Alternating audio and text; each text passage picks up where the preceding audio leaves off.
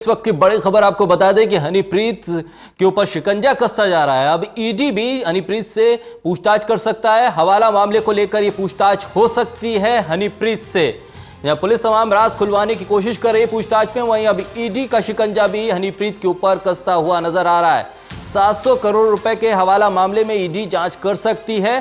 डेरा से बरामद hard disk की ईडी जांच कर रही है और अब इस पूरे मामले में ईडी हनीप्रीत से भी पूछताछ कर सकती है। हार्ड डिस्क मिली थी डेरा से संबंधित, इस पे बताया जा रहा है कि 700 करोड़ रुपए के लेन देन का ब्यौरा है और इसकी जांच ईडी कर रही है और अब पूछताछ हनीप्रीत से भी होगी। इस 700 करोड़ रुपए के हवाला मामले को लेकर अब हनीप्रीत पर भी शिकंजा कसता जा रहा है। हनीप्रीत से अब ईडी पूछताछ कर सकती है। 700 करोड़ रुपए का मामला है। हार्ड डिस्क बरामद हुई थी, इसमें तमाम लेन देन है और इस हार्ड डिस्क की जांच ईडी कर रही है और इसी सिलसिले में अब हनीप्रीत पर भी शिकंजा कस रहा है। हनीप्रीत से भी 700 करोड़ रुपए के इस लेन देन पर पूछताछ हो सकती है। ईडी हवाला मामले में अब हनीप्रीत से पूछताछ करेगी इस हार्ड डिस्क को लेकर, जिसमें 700 करोड़ रुपए का ब्यौरा बताया जा रहा है। उसको लेकर लगातार ईडी जांच कर रही है। इसी सिलसिले में अब हनीप्रीत पर भी ईडी अपना शिकंजा कसेगी और ईडी के जरिए हनीप्रीत से इस 700 करोड़ रुपए के लेन देन का ब्यौरा निकाला जाएगा, क्योंकि सबसे बड़ी राजदार है डेरा सच्चा सौदा की हनीप्रीत। बाबा राम रहीम के तमाम लेन देन का ब्यौरा उसके पास है, सबसे बड़ी राजदार बताई जाती है और ऐसे में अब ईडी भी चाहेगी कि हनीप्रीत से वो तमाम चीजें निकाली जा सके जिसके जरिए वो इस 700 करोड़ रुपए के लेन देन का खुलासा कर सके। अब ईडी हनीप्रीत से पूछताछ करेगी और इस पूछताछ के जरिए वो उसकी भी कोशिश होगी कि जो भी तमाम चीजें हैं वो खुलकर सामने आ सकें। चलिए, हमारे सहयोगी जतिन न्यूज रूम से हमारे साथ जुड़ गए हैं। जतिन, 700 करोड़ रुपए का लेन देन की जो एक हार्ड डिस्क बरामद हुई थी, बताया जा रहा है कि ईडी उसकी जांच कर रही है और इसी सिलसिले में अब हनीप्रीत से पूछताछ, यानी कि मामला एक कॉन्स्पिरेसी थ्योरी जो तमाम हिंसक वारदात है उससे आगे बढ़ते हुए अब मनी लॉन्ड्रिंग और हवाला तक पहुंचता हुआ नजर आ रहा है। आज बिल्कुल पंजाब हरियाणा हाईकोर्ट ने ये आदेश दिए थे ईडी को कि डेरे में होने वाले काले कारोबार की जांच ईडी करेगी और हरियाणा पुलिस ने जब सिरसा डेरे के अंदर सर्च ऑपरेशन चलाया था तो वहां से एक हार्ड डिस्क बरामद की गई थी। उस हार्ड डिस्क में पता लगा कि करीब 700 करोड़ की प्रॉपर्टी डेरे के नाम पर अलग अलग राज्यों में फैली हुई है और कई हवाला कारोबारियों की जानकारी भी उस हार्ड डिस्क के अंदर से बरामद की गई थी। उसी को देखते हुए जो है ईडी इस पूरे मामले को इन्वेस्टिगेट कर रही है। हालांकि ये भी पूछताछ में 7 चीजें सामने आई कि डेरे के अंदर जो फाइनेंशियल ट्रांजैक्शन किया करती थी वो हनीप्रीत से होकर गुजरती थी। डेरे के लेन देन का हर एक ब्यौरा हनीप्रीत को पता है। अभी हनीप्रीत हरियाणा पुलिस की कस्टडी में है। ईडी जब इस पूरे मामले की जांच कर रही है फाइनेंशियल ट्रांजैक्शन को लेकर डेरे की, तो हनीप्रीत से भी अब इस मामले पे ईडी पूछताछ कर सकती है। हालांकि जिस हार्ड डिस्क को आधार बनाकर ईडी पूछताछ करने की फिराक में है वो हार्ड डिस्क अभी हरियाणा पुलिस के पास ही है। ईडी के जो अधिकारी हैं वो हरियाणा पुलिस के डीजीपी से मुलाकात इस मामले पर कर चुके हैं। बहुत ही जल्द ईडी उस हार्ड डिस्क को अपने जो अंडर ले लेगी और उसके बाद दोबारा से उस डाटा को जो है वो पढ़ा जाएगा, देखा जाएगा और उसके बाद हनीप्रीत से इस मामले पर पूछताछ की जा सकती है। तीसरा दिन है हनीप्रीत का पुलिस कस्टडी में, वहां से भी पूछताछ होगी, लेकिन ईडी अलग से हनीप्रीत से पूछताछ करेगी और जानने की कोशिश करेगी कि किस तरीके से काले धन को सफेद किया जाता था डेरे के अंदर, कहां से पैसा लाया करती थी। क्योंकि हनीप्रीत ने भी ये कबूला कि 17 तारीख को 1.25 करोड़ रुपए उसने किसी शख्स को दिए थे ताकि आगे वो पैसा सर्कुलेट हो सके। तो कैश मात्रा में 1.25 करोड़ रुपए डेरे के अंदर कहां से आया था, ये तमाम सवाल हैं जिसको लेकर ईडी इन्वेस्टिगेशन करेगी।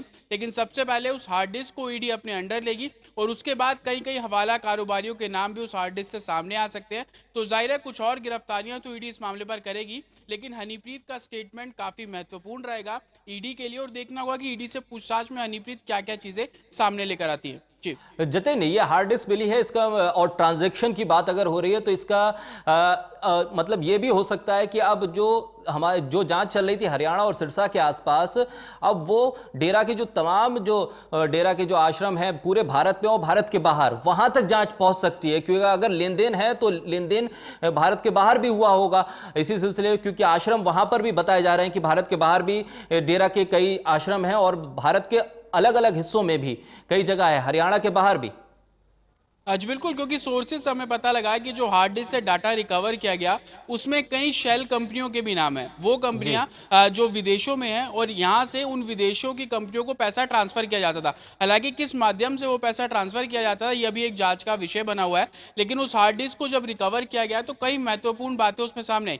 कई कारोबारियों के नाम उसके अंदर हरियाणा पुलिस के हाथ लगे हैं। साथ ही कई कंपनियों के नाम भी हाथ लगे। उन कंपनियों को भी वेरीफाई किया जा रहा है कि वो किन लोगों के नाम पर उन कंपनियों को रजिस्टर किया गया।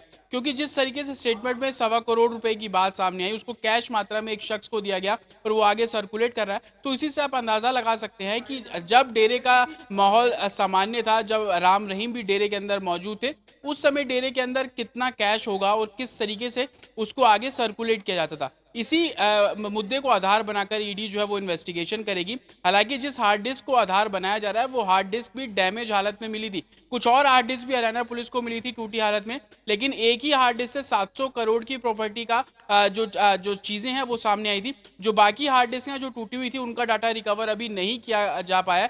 देखना होगा कि उन हार्ड डिस्क के अंदर भी कुछ महत्वपूर्ण बातें हो सकती हैं। इसी बिना पर उन हार्ड डिस्क को तोड़ा गया था। जब एक हार्ड डिस्क से 700 करोड़ की चीजें सामने आ सकती है तो दूसरी हार्ड डिस्क से भी कई सारी जो काला धन है या उनको ये कहेंगे फाइनेंशियल ट्रांजैक्शन है वो सामने आती नजर आएंगी। लेकिन ईडी ने कहना गलत नहीं होगा कि अपना शिकंजा कसना शुरू कर दिया है। राम रहीम के खिलाफ तो वो कार्रवाई अब पूरे डेरे पर करेगी। साथ ही हनीप्रीत से भी पूछताछ कर देखना होगा कि क्या अलग से हनीप्रीत पर कोई केस रजिस्टर्ड किया जाता है। आपको ये भी बता दूं कि हरियाणा पुलिस ने पंचकुला में जब हिंसा हुई थी उस मामले पर अभी तक 240 एफआईआर दर्ज की हैं। 240 एफआईआर दर्ज करने के बाद अब उन एफआईआर को भी ईडी टेक ओवर कर सकता है, क्योंकि पंचकुला हिंसा में भी फाइनेंशियल ट्रांजैक्शन की गई। जो लोग हिंसा कर रहे थे वहां पर यह भी कहा जा रहा है कि उन लोगों को पैसा पहुंचाया गया था। किस माध्यम से पैसा पहुंचाया गया इसकी भी जांच ईडी करेगा। तो उन 240 एफआईआर को भी ईडी टेक ओवर कर सकती है और हनीप्रीत से तो पूछताछ करेगी। अब देखना होगा क्या जेल में बंद राम रहीम से भी ईडी पूछताछ करेगी इस मामले पे, वो तो आने वाले वक्त में सामने आएगा। लेकिन हार्ड डिस्क टेक ओवर करने के बाद जो हनीप्रीत है उससे पूछताछ कर सकती है ईडी। जतिन, ऐसे में ये भी सामने चीज आई थी कि जब डेरा की तरफ रुख किया था जांच एजेंसियों ने तो वहां से कई सबूत मिटा भी दिए गए थे। ऐसे में एक क्या संभावना बनी हुई है कि हनीप्रीत से जब पूछताछ हो तो बहुत सी ऐसी चीजें जो अभी हार्ड डिस्क में भी नहीं है और तमाम वो पेपर्स जो कहीं ना कहीं नष्ट कर दिए गए वो खुलासे भी हो सकते हैं।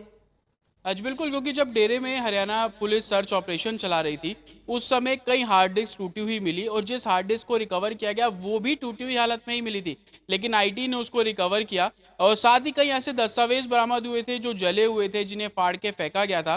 क्योंकि बाबा की गिरफ्तारी के बाद काफी दिन लग गए थे सर्च ऑपरेशन शुरू करने में, तो जो समय 10-12 दिन का बीच में रह गया था उसमें ये आशंका जताई जा रही है कि कई सबूतों को नष्ट भी किया गया डेरे के अंदर। इस मामले में भी पूछताछ की जाएगी, क्योंकि सबसे बड़ी राजदार हनीप्रीत को बोला जाता है। हनीप्रीत ने यह भी कबूला कि फाइनेंशियल ट्रांजैक्शन को लेकर उसकी सहमति लेना डेरे के अंदर सबसे ज्यादा जरूरी था। तो कोई भी ट्रांजैक्शन अगर डेरे द्वारा की जाती थी तो हनीप्रीत की मंजूरी से ही की जाती थी। हनीप्रीत के साथ जो महिला सुखदीप गिरफ्तार की गई, सुखदीप ने भी हरियाणा पुलिस को पूछताछ में ये बताया कि जब जब हनीप्रीत ने इन 38 दिनों में जब वो फरार थी तो कॉल किया तो हनीप्रीत के पास पैसा आ जाता था। कौन है वो शख्स, कहां से पैसा लाया करते थे, इन तमाम पहलुओं पर इन्वेस्टिगेशन किया जा रहा है। हालांकि जो हार्ड डिस्क अभी टूटी हुई हालत में हरियाणा पुलिस के पास मौजूद है उनके डाटा को भी रिकवर किया जा रहा है। ये कहना गलत नहीं होगा कि सर्च ऑपरेशन के दौरान कई सबूतों को नष्ट भी किया गया, लेकिन जो अभी सबूत उनके हाथ में हैं उनको लेकर आधार बनाकर ईडी जो है वो कार्रवाई कर रही है। तो जाहिर है डेरे की मुश्किलें, चाहे वो सिरसा डेरा हो